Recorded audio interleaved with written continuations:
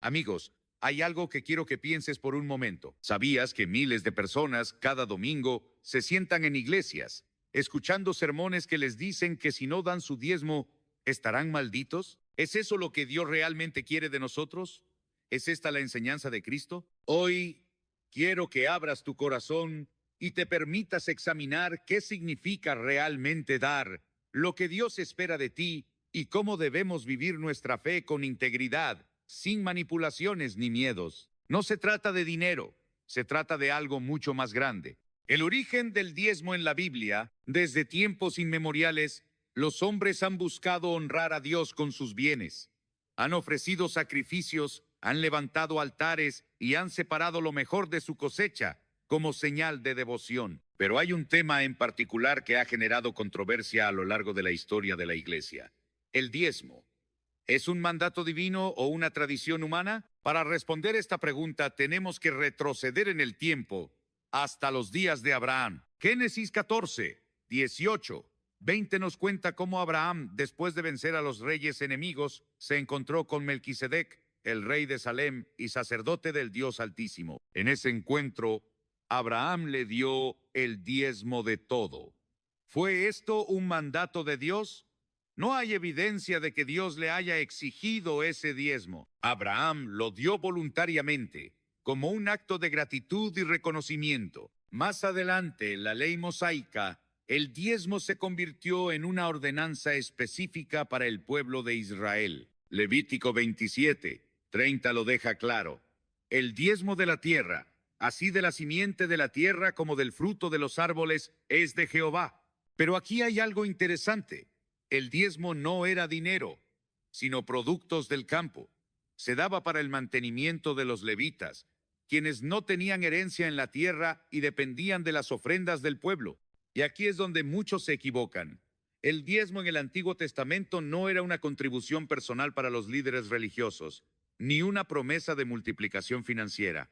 Era una provisión para sostener el sistema sacerdotal y ayudar a los necesitados. Sin embargo, con el tiempo, este principio fue distorsionado. Los líderes religiosos comenzaron a imponer el diezmo como un peso sobre la gente, y lo que comenzó como una expresión de adoración se convirtió en una obligación pesada. El problema no es el diezmo en sí, sino cómo ha sido utilizado. Hoy en día, muchos pastores y ministros citan estos pasajes para exigir a sus congregaciones que den el 10% de sus ingresos, sin explicar el contexto original. Pero la gran pregunta es: ¿sigue siendo el diezmo un mandato para los cristianos hoy? Para entender esto debemos analizar lo que dice el Nuevo Testamento.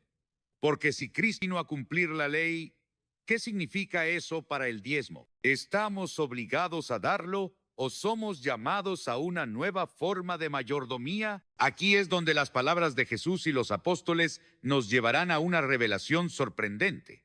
Lo que vas a descubrir podría cambiar por completo tu perspectiva sobre el diezmo y la verdadera generosidad en la fe cristiana. El diezmo en el Nuevo Testamento, ¿aún vigente? La pregunta que muchos cristianos se hacen hoy es: ¿debemos seguir diezmando como en el Antiguo Testamento? Algunas iglesias dicen que sí, otras afirman que no. Pero lo que realmente importa no es la opinión de los hombres, sino lo que la palabra de Dios dice. Si el diezmo era una parte central de la ley de Moisés, entonces debemos preguntarnos: ¿qué enseñó Jesús sobre el diezmo? En Mateo 23, Jesús confronta a los fariseos diciendo: «Ay de ustedes, escribas y fariseos hipócritas, porque diezman la menta, el eneldo y el comino, pero han descuidado lo más importante de la ley, la justicia, la misericordia y la fe». Aquí Jesús menciona el diezmo, pero no como una orden para sus seguidores, sino como una denuncia contra la hipocresía de los fariseos. Estos hombres cumplían con la ley externa, pero su corazón estaba lejos de Dios. Después de la resurrección de Cristo, algo cambió. La iglesia primitiva no se basó en el sistema del Antiguo Testamento. No vemos a Pedro, Juan o Pablo exigiendo diezmos a las iglesias. En lugar de ello, vemos una nueva forma de dar, libre, voluntaria y generosa. En 2 Corintios 9, 7, el apóstol Pablo dice: «Cada uno dé como propuso en su corazón, no con tristeza, ni por obligación, porque Dios ama al dador alegre. Pablo no menciona el diezmo. En cambio, enfatiza la actitud del corazón. Dios no quiere tu dinero por obligación. Él quiere que des con gozo, con gratitud, sin presiones ni manipulaciones. Pero aquí es donde las cosas se vuelven aún más interesantes. Hoy en día, muchos predicadores citan Malaquías 3:10 para convencer a la gente de que, si no diezman, están robándole a Dios. Sin embargo, este pasaje fue dirigido a Israel bajo la ley. Cristo vino a establecer un nuevo pacto, uno basado en la gracia, no en la imposición de leyes antiguas. Si el diezmo era parte del sistema levítico, y ese sistema fue reemplazado por el sacerdocio de Cristo, entonces la pregunta es clara. ¿Por qué algunas iglesias insisten en enseñar que el diezmo sigue siendo obligatorio? Aquí es donde el verdadero problema comienza. Porque si el diezmo ya no es una ley en el Nuevo Testamento, ¿por qué tantas personas siguen sintiendo culpa y presión para dar? ¿Será que hay algo más detrás de esta enseñanza? La respuesta nos lleva a la siguiente gran revelación. ¿El diezmo es realmente una bendición o se ha convertido en una forma de manipulación religiosa? Bendición o imposición, el verdadero propósito del diezmo, desde púlpitos de todo el mundo, se predica que el diezmo es la clave para recibir bendiciones financieras. Si diezmas, Dios abrirá las ventanas de los cielos y derramará sobre ti bendición hasta que sobreabunde, dicen citando Malaquías 3:10. Pero, ¿es esto lo que realmente enseña la Biblia? Detente un momento y piensa. ¿Dios es un comerciante al que le pagas el 10% de tus ingresos para que te prospere? ¿Es la bendición de Dios algo que se compra con dinero? Cuando Jesús vino al mundo, Él no enseñó que la bendición de Dios dependía de un pago obligatorio. De hecho, en el Sermón del Monte, Jesús habló de la bendición en términos de humildad, misericordia, pureza de corazón y justicia. Mateo 5. Nunca mencionó el diezmo como un requisito para ser bendecido. Entonces, si el diezmo no es un pago por bendiciones, ¿cuál era su verdadero propósito? El diezmo como provisión, no como transacción. En el Antiguo Testamento, el diezmo tenía un propósito claro: proveer para los levitas y los necesitados. Deuteronomio 14:28-29 dice que el diezmo debía usarse cada 3 años para ayudar a los huérfanos, las viudas y los extranjeros. Pero hoy en día, en muchas iglesias, el diezmo ya no es un acto de provisión para los necesitados. Se ha convertido en una herramienta de control. Se predica que si no diezmas, Dios cerrará los cielos sobre ti. Se usa el miedo para obligar a las personas a dar, en lugar de permitir que den por amor. Pero aquí está la verdad. Dios no bendice a alguien porque diezma. Dios bendice a quien es fiel y generoso con un corazón sincero. Pablo dejó esto claro en 2 Corintios 9:6-7. El que siembra escasamente, también segará escasamente. Y el que siembra generosamente, generosamente también segará. Cada uno debe dar según lo que haya decidido en su corazón, no de mala gana ni por obligación, porque Dios ama al dador alegre. Dios no está interesado en números ni porcentajes. Él busca corazones entregados, personas que den porque aman, no porque temen ser maldecidas. Y es aquí donde surge la gran pregunta. Si el propósito del diezmo era bendecir a los demás, entonces, ¿por qué hoy en día se usa para enriquecer a ciertos líderes religiosos? ¿Cómo el diezmo pasó de ser una provisión para los necesitados a ser un negocio para algunos pastores? La respuesta nos lleva al próximo tema, donde expondremos una verdad incómoda: manipulación religiosa, cuando el diezmo se convierte en negocio. Manipulación religiosa, cuando el diezmo se convierte en negocio. El diezmo comenzó como un acto de obediencia y provisión en el Antiguo Testamento, pero con el tiempo, en algunas iglesias, se ha convertido en una maquinaria financiera que sostiene un sistema basado en la manipulación. Quizás lo has escuchado: si no diezmas, estás robando a Dios, o si diezmas, Dios multiplicará tu dinero. Pero la pregunta es, ¿realmente Dios condiciona sus bendiciones a un pago obligatorio? Hoy en día, muchos predicadores han tomado versículos como Malaquías 3:10 y los han convertido en su modelo de negocio. En lugar de presentar el Evangelio de Cristo, Han creado un evangelio de prosperidad donde el diezmo se usa como moneda de intercambio con Dios. Pero veamos la realidad. Mientras en algunas congregaciones se predica la necesidad de diezmar con fidelidad, los líderes viven en mansiones, viajan en jets privados y conducen autos lujosos. Algunos de ellos justifican este estilo de vida diciendo: Dios me ha bendecido porque soy fiel en el diezmo.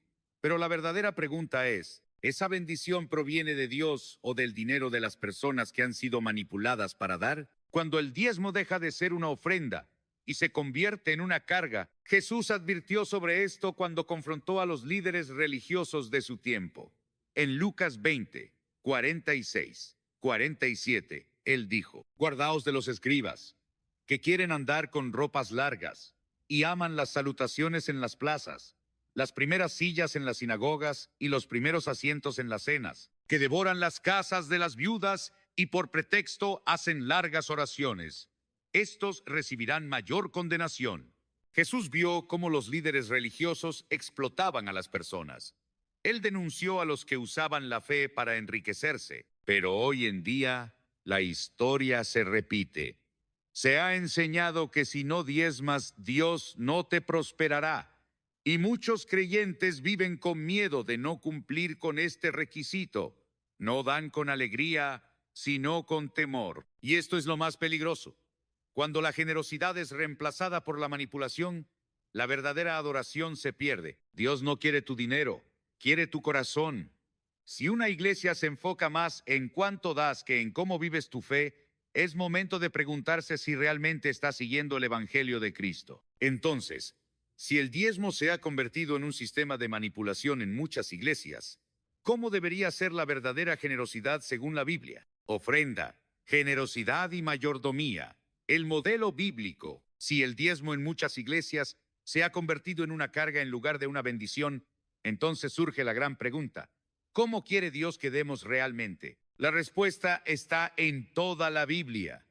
Dios no está interesado en porcentajes, sino en corazones generosos.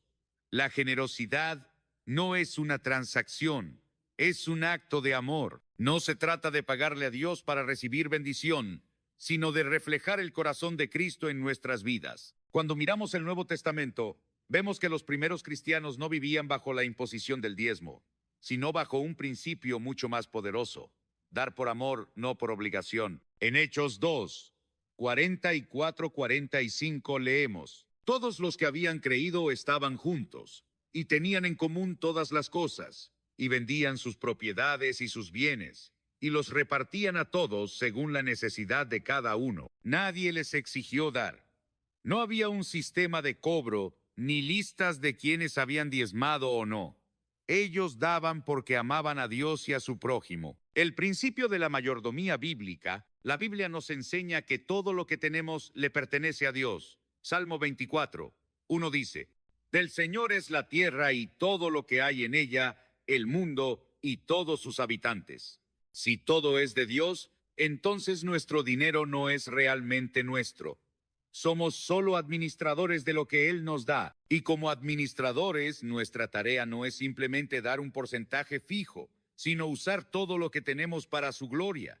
Pablo lo deja claro en 2 Corintios 9, 7. Cada uno debe dar según lo que haya decidido en su corazón, no de mala gana ni por obligación, porque Dios ama al dador alegre. Fíjate bien. No por obligación. Dios no quiere que demos por miedo, sino con un corazón gozoso. ¿Cómo debe dar un cristiano hoy? ¿Con libertad? No con presión. Nadie debe obligarte a dar un porcentaje específico. Con propósito, no por emoción. No se trata de dar porque alguien te hace sentir culpable, sino porque Dios pone en tu corazón bendecir a otros. Con alegría, no con temor. Si das con miedo a ser maldecido, entonces no es una ofrenda, es un impuesto religioso. Con mayordomía, no con despilfarro. Dar generosamente no significa ser irresponsable con tus finanzas. Jesús nos enseñó que dar va más allá del dinero. Dar es compartir nuestro tiempo, amor y recursos con quienes lo necesitan. Pero aquí surge una gran pregunta. Si el modelo de Dios es la generosidad voluntaria, ¿Por qué tantas iglesias siguen exigiendo el diezmo como un requisito obligatorio? Es porque el diezmo, tal como se predica hoy, está ligado a una doctrina peligrosa, la teología de la prosperidad, el diezmo y la prosperidad. ¿Doctrina bíblica o marketing religioso? Si alguna vez has escuchado predicaciones sobre el diezmo, es probable que también hayas oído hablar de la teología de la prosperidad. Este concepto enseña que si diezmas fielmente, Dios te bendecirá con riquezas materiales. Si das, recibirás 10 veces más, nos dicen. Pero, ¿es esto lo que realmente enseña la Biblia? ¿Es esta prosperidad una promesa divina o simplemente un marketing religioso diseñado para enriquecer a algunos? El problema con la teología de la prosperidad es que convierte a Dios en un negociador. La promesa es simple: dame tu diezmo y recibirás una bendición material. Pero, ¿dónde en las Escrituras encontramos esa enseñanza? La respuesta es clara: no lo encontramos. La distorsión de la prosperidad en el Evangelio, la prosperidad material, no es el enfoque de las enseñanzas de Jesús. De hecho, Él advirtió sobre el amor al dinero. En Mateo 6:24 Jesús dijo: nadie puede servir a dos señores. O aborrecerá al uno y amará al otro, o estimará al uno y menospreciará al otro. No podéis servir a Dios y a las riquezas. Jesús nunca prometió riqueza material a sus seguidores. Él enseñó que la verdadera prosperidad se encuentra en la relación con Dios, en la paz que Él da y en la abundancia de vida espiritual, no en la abundancia de bienes materiales. Pablo, en su carta a Timoteo, nos alerta sobre el peligro de la codicia. En 1 Timoteo 6:9-10 dice: porque los que quieren enriquecerse caen en tentación y lazo, y en muchas codicias necias y dañosas, que hunden a los hombres en destrucción y perdición, porque raíz de todos los males es el amor al dinero. ¿Cómo entonces podemos justificar la idea de que Dios quiere bendecir a todos con riquezas cuando la Biblia advierte contra la avaricia y el amor al dinero? Este enfoque no es solo equivocado, sino peligroso, porque cuando la prosperidad material se convierte en la meta del cristiano, se desvía la atención de la verdadera misión del Evangelio: buscar el reino de Dios y su justicia. El negocio detrás de la prosperidad, la teología de la prosperidad, ha sido utilizada por muchos líderes religiosos para fomentar una mentalidad de abundancia a cambio del diezmo. Sin embargo, este enfoque parece más un modelo de marketing que una enseñanza bíblica. Se ha convertido en un negocio y no en una bendición. Los pastores que predican esta doctrina prometen bendiciones financieras a cambio de donaciones, sin ningún respaldo claro en la Escritura. Estos predicadores son muy hábiles en crear una conexión emocional con sus congregaciones, apelando a la necesidad humana de seguridad financiera. A menudo utilizan testimonios impactantes de milagros de prosperidad, pero rara vez mencionan las historias de aquellos que dieron y no vieron esas bendiciones. La verdad es que el Evangelio de la prosperidad está construido sobre promesas vacías que desvían el enfoque de lo que realmente es importante: una vida transformada por Cristo, no una cuenta bancaria llena. Entonces, si el diezmo no está destinado a ser una llave mágica para la prosperidad material, ¿qué significa realmente dar en el contexto bíblico? La respuesta está en el siguiente principio, que todo cristiano debe comprender. ¿Qué debe hacer un cristiano hoy?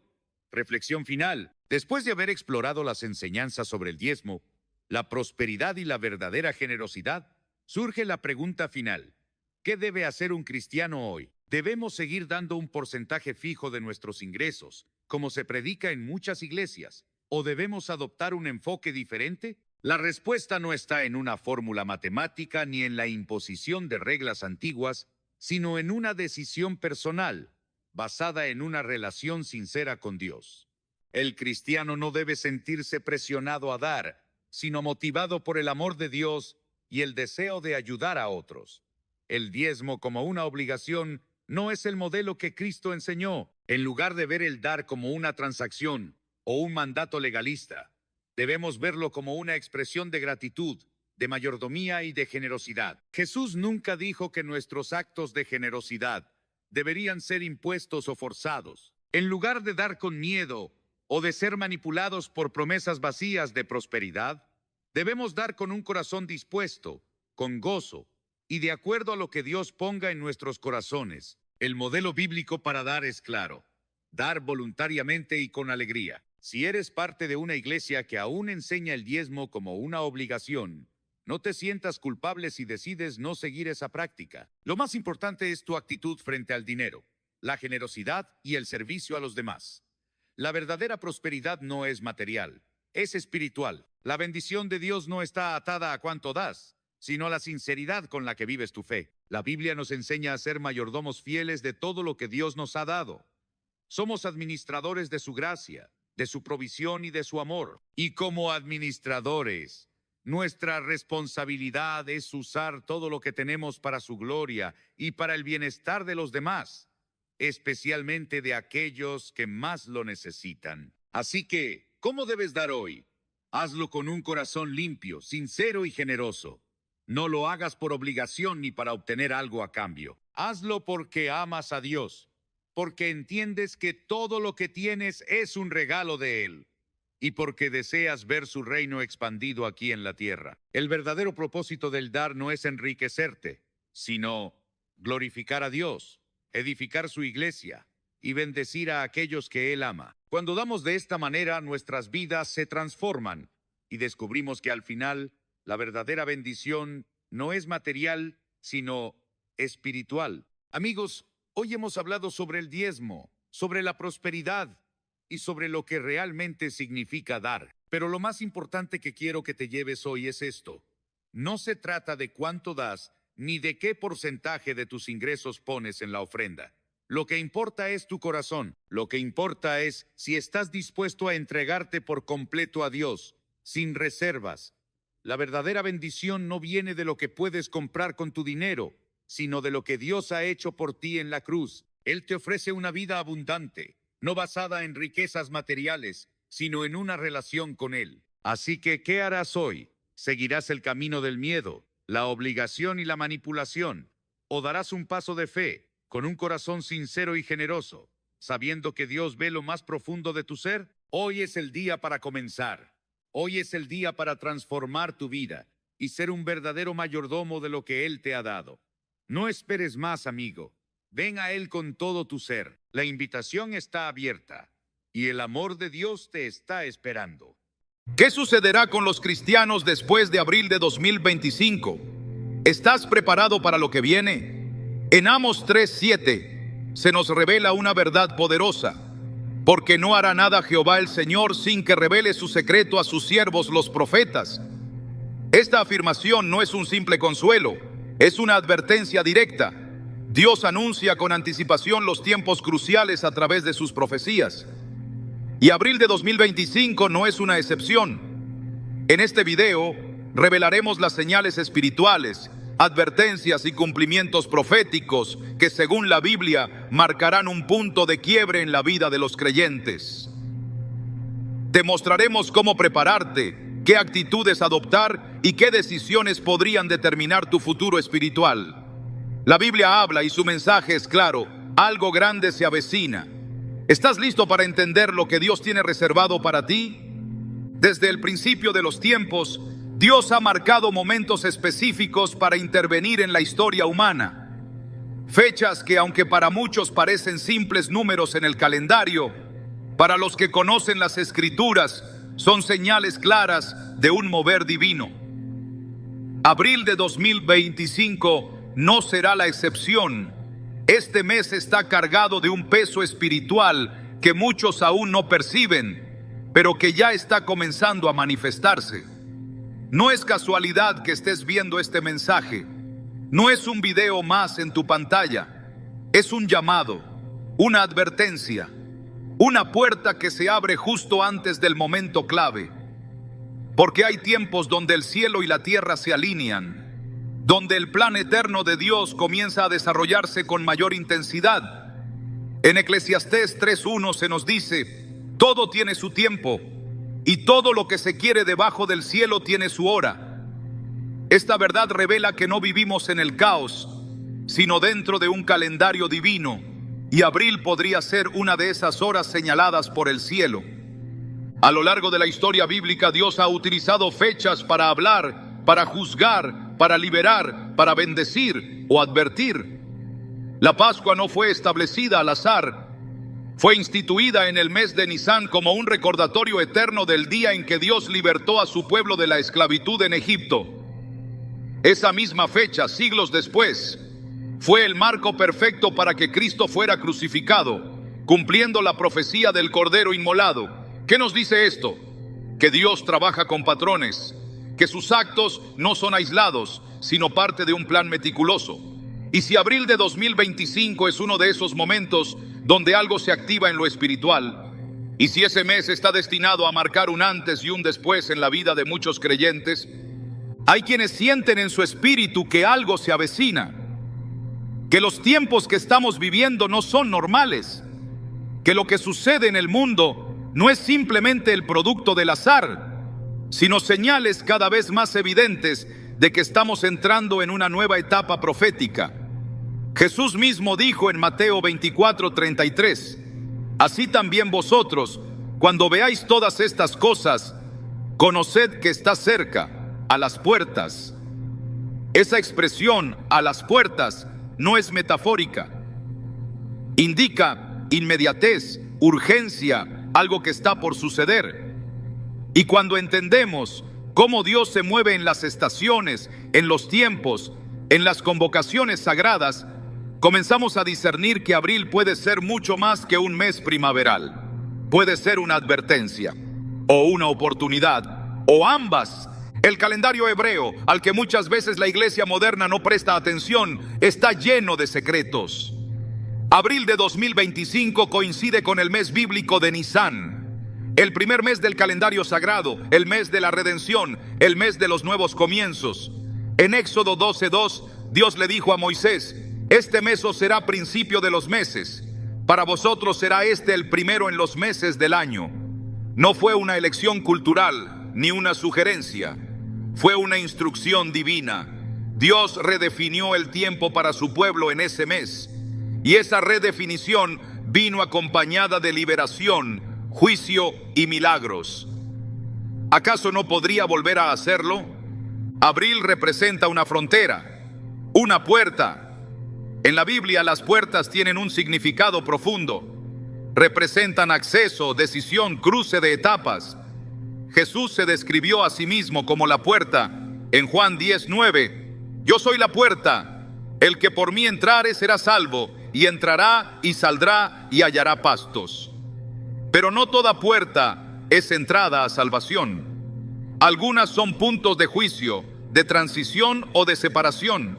En Génesis 7:11, cuando comenzó el diluvio, dice la Escritura, en el año 600 de la vida de Noé, en el mes segundo, a los 17 días del mes, aquel mismo día fueron rotas todas las fuentes del grande abismo, y las cataratas de los cielos fueron abiertas. Fue una fecha, un día. No fue cualquier día. Fue el día que la puerta del arca se cerró.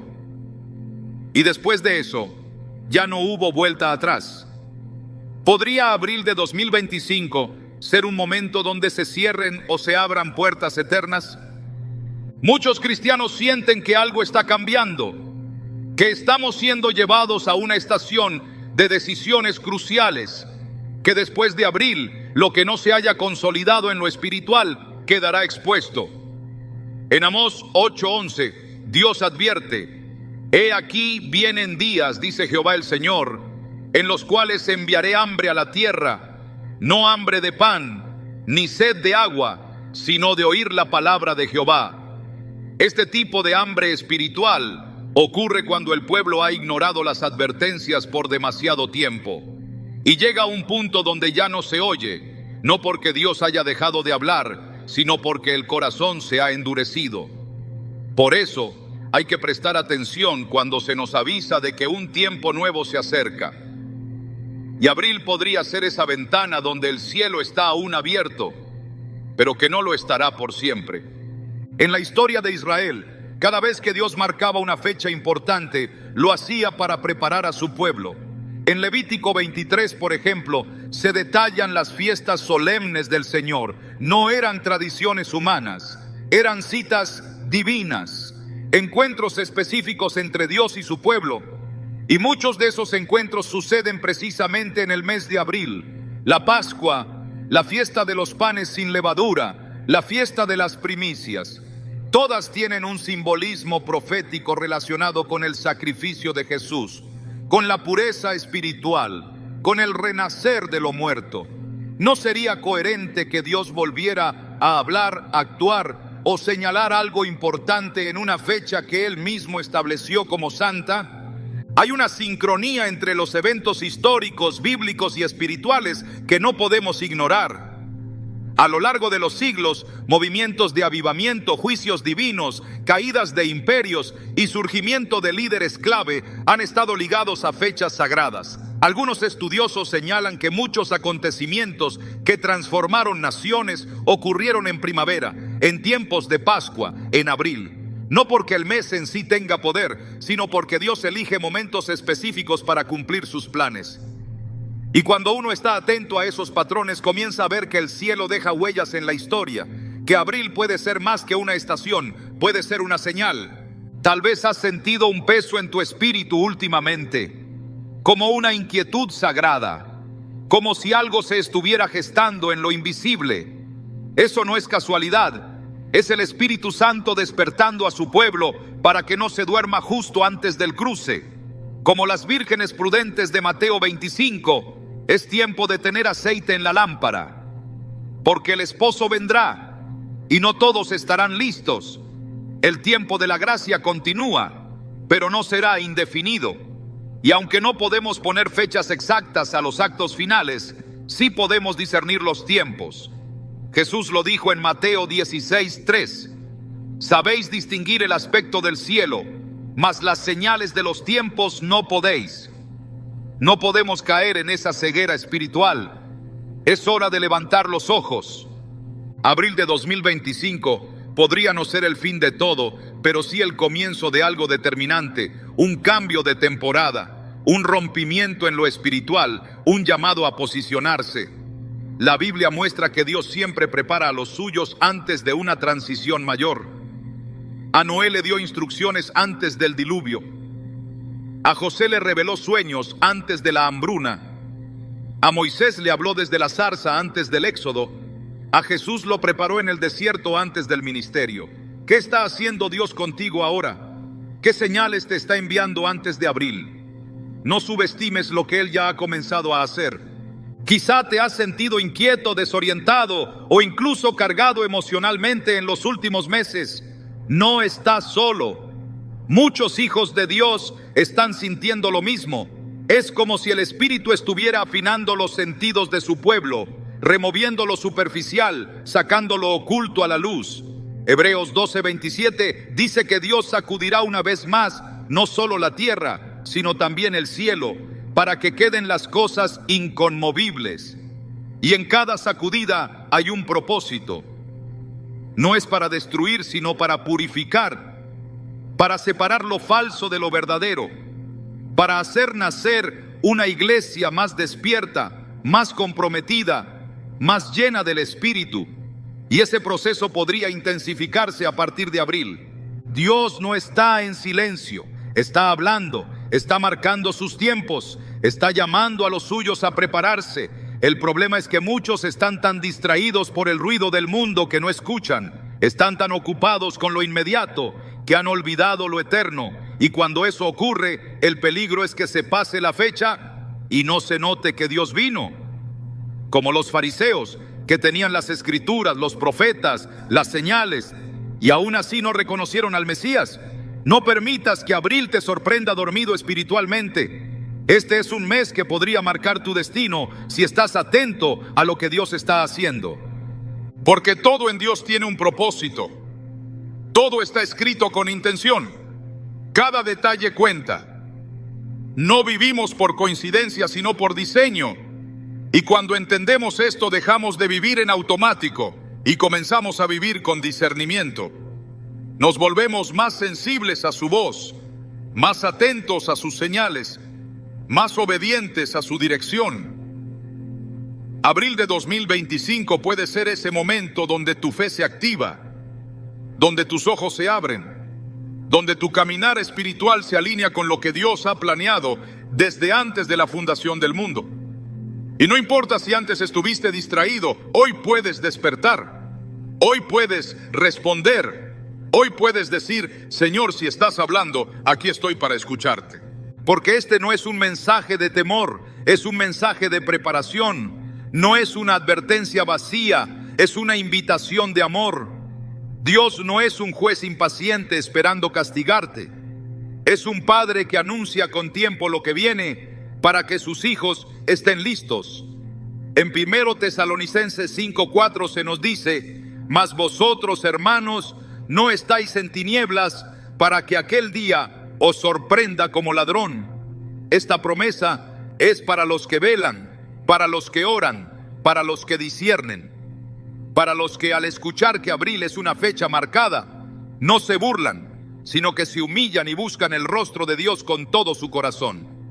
Así comienza esta jornada, no con miedo, sino con reverencia, no con ansiedad, sino con expectativa. Porque si algo está por comenzar en abril, queremos estar del lado correcto. Queremos tener el corazón preparado, el espíritu sensible, la fe firme. Porque cuando Dios se mueve, los que están despiertos no tiemblan, se alinean, y tú estás listo para lo que Dios tiene reservado para ti. Los ojos naturales ven acontecimientos, los ojos espirituales ven señales. Esta diferencia ha sido una constante a lo largo de la historia sagrada. No es que el mundo esté sin dirección, es que muchos no han aprendido a leer lo que el cielo está escribiendo. La Escritura afirma en Lucas 21:11 que habrá grandes señales en el cielo, en la tierra, en las naciones y en los corazones. Pero esas señales no se presentan con anuncios visibles para todos, sino como pulsos espirituales que solo los que están despiertos pueden captar.